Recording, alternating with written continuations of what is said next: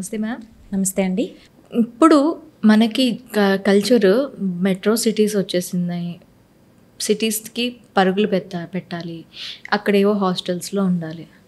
ఈ హాస్టల్స్లో చెడు సావాసాలు. ఈ మధ్య ఒక న్యూస్, డ్రమ్ముల కొద్దీ కాండోమ్స్ వాళ్ళ డ్రైనేజ్ పంపులోంచి బయటపడ్డాయి. ఓకే. పెళ్ళికి ముందు లివింగ్ రిలేషన్షిప్ అనేది ఎంతవరకు కరెక్ట్?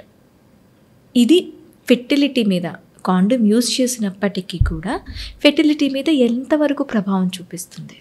ఆధునిక యుగం. సో ఎక్కడి నుంచి వస్తుంది? అడ్వాన్స్డ్ అని అనుకుని అడ్వాన్స్మెంట్ అంటే వెస్ట్రన్ కంట్రీస్లో ఉండే అలవాట్లు. సో ఇవి సినిమాల్లో వచ్చేస్తున్నాయి. సో ఏదైనా విషయాన్ని ఎంతవరకు తీసుకోవాలి అనేది అది ఎవరి మీద అంటే ఎవరికి వాళ్లకు డిపెండ్ అవుతుంది. అవును. అంటే ఇది మనం నేర్పించేది కాదు, చెప్పేది కాదు. సో ఒక విషయాన్ని చూసావు, సినిమాలో ఒకటి చూపించారు, దాంట్లోంచి నువ్వు ఏమి తీసుకుంటావు? నీకు ఒకటి అర్థం అవ్వచ్చు, నాకు ఒకటి అర్థం అవ్వచ్చు. అవును. నేను ఒక రకంగా తీసుకోవచ్చు, మీరు ఒక రకంగా తీసుకోవచ్చు. ఈ ఆధునికత అనే వరవడిలో జరిగే తప్పులండి ఇవన్నీ. Okay. So live in relationship మంచిదా కాదా అనేది అంటే వెస్ట్రన్ కంట్రీస్లో చాలా కామన్. అవును. మనకున్న నాగరికతకు, మన సాంప్రదాయాలకు తప్పే అని చెప్పాలి. Live in relationship, multiple live in relationships ఈ మధ్య మనం చూస్తున్నాం. Is it good? ఒక అమ్మాయి ఫెర్టిలైజ్ కాకముందు మల్టిపుల్ రిలేషన్షిప్స్ పెట్టుకోవటం వల్ల ఆమె ఫెర్టిలిటీకి ఏమైనా ప్రాబ్లమ్స్ వస్తాయా?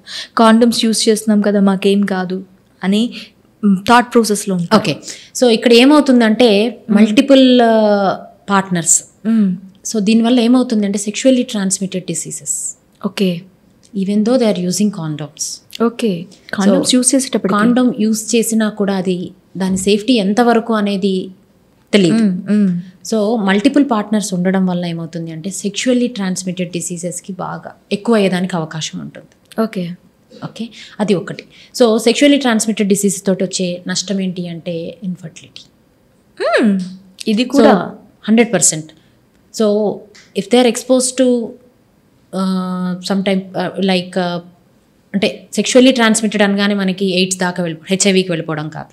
దానికంటే ముందు ఇంకా VDRL కానీ HCV అని కానీ సెక్షువల్లీ ట్రాన్స్మిటెడ్ డిసీజెస్ చాలా ఉంటాయండి, which will effect intern effects of fertility status of females.